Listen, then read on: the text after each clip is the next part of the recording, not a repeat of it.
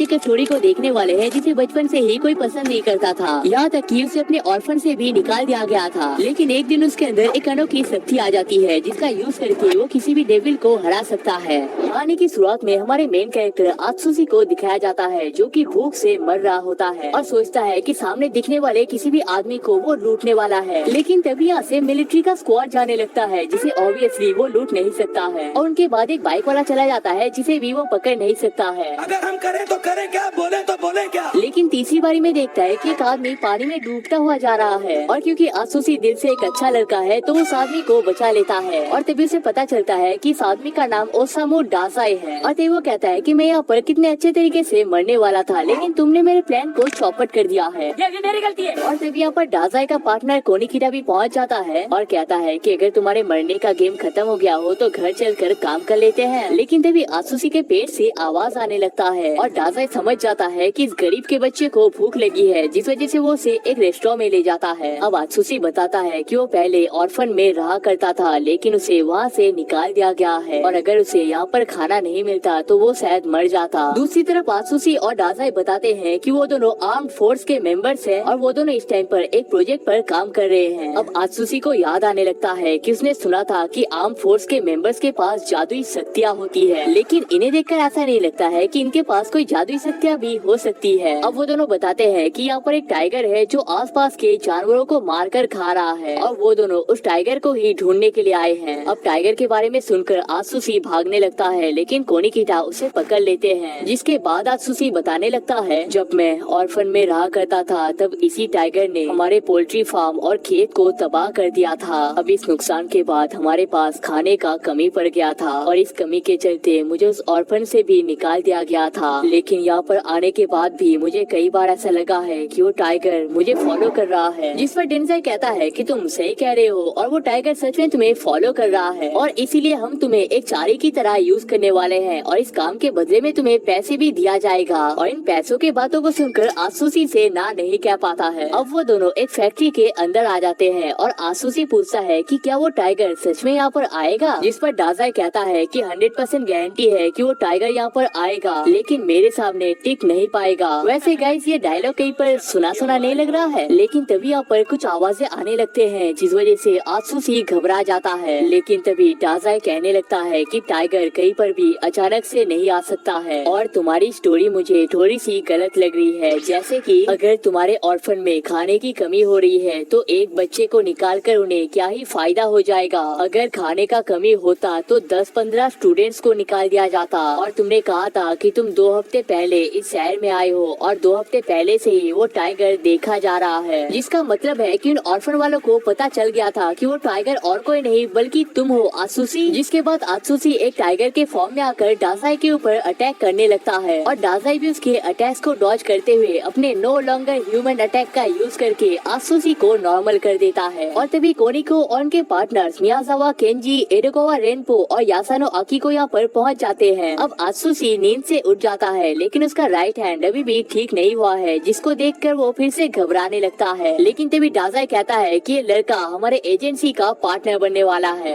अब अगले दिन जब आत्सुसी का नींद टूटता है वो देखता है कि वो घर के अंदर होता है और तभी डासाई उसे कॉल करके एक इमरजेंसी की वजह से अपने पास बुला लेता है। अब आत्सुसी बाहर जाने ही लगता है लेकिन देखता है कि डासाई एक कचरे के डिब्बे में फंस चुका है और डासाई कहता है कि अपने आप को खत्म करने का ये उसका एक नया तरीका है। अब डासाई के बाहर निकलने के बाद आत्सुसी कहता है मैं इस आर्म फोर्स में ज्वाइन नहीं हो सकता और वैसे भी आज तो मुझे अपने लिए एक जॉब ढूंढने जाना है। अब डासाई खुद ही उसे जॉब ढूंढने के लिए ले जाने लगता है और कहता है कि एक जिम्मेदार आर्म डिटेक्टिव होने के नाते ये तो मेरा फर्ज बनता है। और तभी यहाँ पर कोनिकिटा भी पहुँच जाते हैं और कहते हैं कि मैंने तुम्हारे जैसा गैर जिम्मेदार आदमी आज तक नहीं देखा। मैंने तुमसे कहा था कि एक आदमी हमारे बिल्डिंग को उड़ाने वाला है और तुम यहाँ पर गप्पे लड़ा रहे हो। जिसके बाद आत्सुसी सोचता है कि भाई इस आदमी से तो काम नहीं होने वाला, लगता है मुझे खुद ही अपना जॉब ढूंढना पड़ेगा। अब इसके बाद वो तीनों एक रूम में पहुँच जाते हैं जहाँ पर वो बॉम्बर कहता है जल्दी से अपने प्रेसिडेंट को यहाँ पर लाओ वरना मैं इस पूरे जगह को उड़ा दूंगा। जिसके बाद कोनिकिटा और डासाई रॉक पेपर सीजर खेलने लगते हैं जिसमें कोनिकिटा हार जाते हैं जिसका मतलब है कि अब कोनिकिटा को ही उस बॉम्बर को संभालना पड़ेगा। अब कोनिकिटा उस बॉम्बर से बात करने के लिए जाता है लेकिन तभी बॉम्बर कहता है कि तुम कोनिकिटा हो ना, मैं तुम्हें पहले से जानता हूँ, वहाँ पर जाके बैठ जाओ। अब डासाई कहता